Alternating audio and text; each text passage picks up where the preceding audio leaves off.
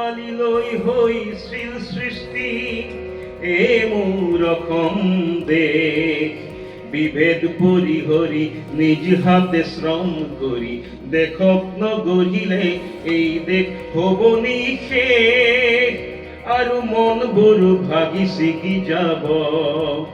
আজিৰ অসমীয়াই নিজক নবচালে অসমতে ভগনীয়া হ'ব